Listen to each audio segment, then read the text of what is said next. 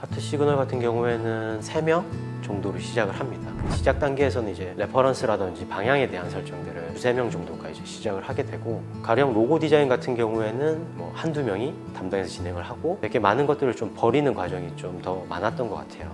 초안 시안을 보면 거기서 거의 한 80%는 다 버렸던 것 같습니다. 어떤 디자인적 장치라든지 컬러라든지 많은 아이덴티티 요소들을 다 버리고 이제 결국에 남은 게 지금 대중들이 보고 계시는 로고의 형태이죠.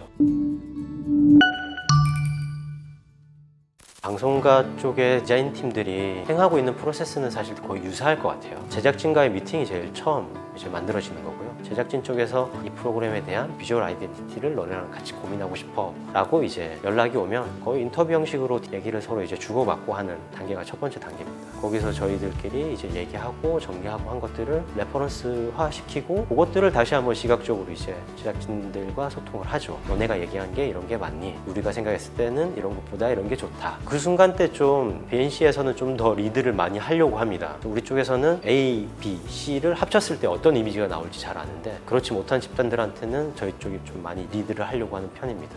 그렇게 해서 저희 쪽에서 레퍼런스를 좀 더 이제 포커스를 맞춰서 최대한 포커스를 맞출 수 있는 형태로 정리를 합니다. 한 2~3가지 정도의 방향, 큰 틀에서는 유사할 수도 있는데 그 방향을 전반적으로 프리뷰를 시켜줍니다. 뭐 로고는 이런 식으로, 컬러는 이런 식으로, 타이틀 시퀀스는 이런 식으로 나올 거고, 포스터는 이렇게 나올 거고 하는 모든 품목에 대한 연상할 수 있는, 최대한 친절하고 상상할 수 있게 저희가 제안을 하고, 거기서 이제 하나를 이제 픽하게 되는 거죠. 그때부터는 이제 실무를 달리게 되는 단계입니다. 방송 쪽에서는 가장 좀 중요하게 생각하는 품목 중에 하나는 이제 로고 디자인인데요. 로고 디자인에는 모든 그 시각적 아이덴티티가 다 집약돼 있다 보니까 로고 디자인에 가장 많은 공을 들이는 것 같습니다. 대중들한테도 대표성이 제일 강하기도 하고요. 로고 디자인 같은 경우에는 때에 따라 워낙 이게 달라서 많게는 6~7가지 시안을 만들 때도 있고, 작을 때는 2~3가지 시안, 어쩔 때는 뭐 1가지 시안을 만들 때도 있습니다. 디벨롭이 되는 단계도, 하트 시그널 같은 경우를 좀 말씀드리면 디벨롭 되는 단계가 한 달 정도 넘게 걸렸던 것 같아요. 로고 관련해서 거의 2달 가까이도 갔었고, 시안도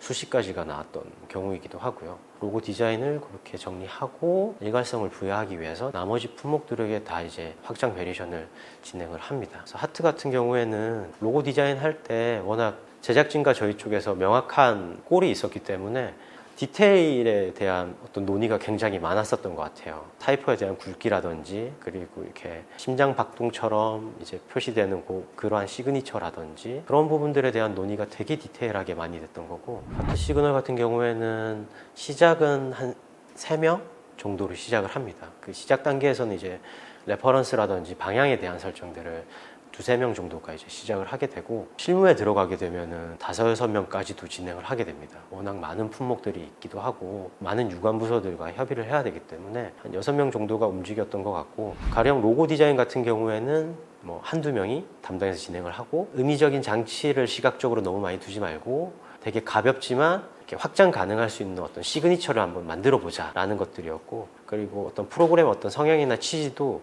일반 예능이 아닌 드라마틱한 구성을 가져가고, 그런 미학적인 부분들을 많이 고려했던 것들이라 저희 쪽에서 만들었던 어떤 시각물들이 방해가 되지 않는 형태였으면 좋겠다라는 게 저희 쪽 생각이었었고, 되게 간결함을 좀 많이 원했었습니다. 그 당시에는 되게 예능이면 예능스러운 장치들이 많이 들어갔었거든요. 로고만 봐도 우리 예능이야 하는 뭐 그러한 컬러 톤이나 톤 앤 매너가 되게 많았었는데, 하트 시그널 같은 경우에는 반대의 위치에 있는 예능 프로그램으로 설정을 하고, 거기에 맞게 되게 많은 것들을 좀 버리는 과정이 좀 더 많았던 것 같아요.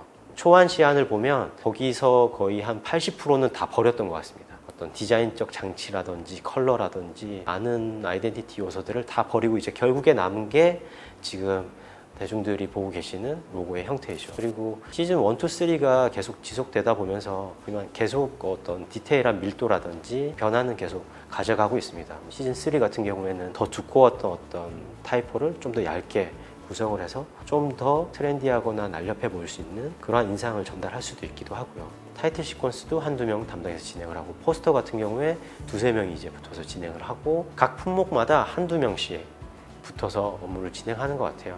하트 시그널의 제작진 경우에는 그런 시각적인 품목들에 대한 관심도 굉장히 많습니다. 좀 논의를 하다 보면 되게 열정 넘치는 회의가 자주 만들어지기도 하고요. 계속 지속적으로 제작진과 협의 논의해 가면서 마무리 짓게 되는 단계들인 것 같습니다.